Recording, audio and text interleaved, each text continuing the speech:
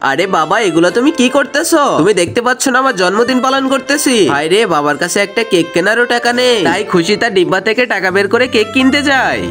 মা, এত কম টাকায় তো তোমার এই কেকটা হবে না, তোমার মাকে ডেকে নিয়ে এসো। আমার তো মা নেই। ঠিক আছে, এই নাও তাহলে এই কেকটা আমার তরফ থেকে তোমাকে দিলাম। ধন্যবাদ আন্টি, কিন্তু আমার মা শিখিয়েছে কারোর থেকে কিছু ফ্রিতে নিতে নেই। আপনি থাকেন, বাই বাই আন্টি। এরপরে তো খুশি খালি বোতল জোগাড় করতে থাকে কেক কেনার জন্য। আর তখনই তো খুশি কিছু মেয়েদের খেলতে দেখে। আমিও খেলবো তোমাদের সাথে। তোমার মতো নোংরা মেয়ের সাথে কে খেলবে? খুশি, তুমি মন খারাপ করো না, কোনো কাজে ছোট হয় না। চাচ্চু, আমার না অনেক টাকার দরকার। ঠিক আছে, চলো আমি তোমাকে টাকা ইনকামে সাহায্য করবো। এরপরে তো তারা দুইজন মিলে অনেকগুলো বোতল এক জায়গায় করতে থাকে। এদিকে এসে এখানে অনেক বোতল আছে, এতটুকুই হয়ে যাবে, আর লাগবে না। চলো এবার এগুলো বেঁচে আসি। চাচ্চু, তাড়াতাড়ি চলো, আজকে আমরা অনেক টাকা বিক্রি করব। এই নাও তোমার টাকা। আরে খুশি, তুমি কোথায় যাচ্ছ?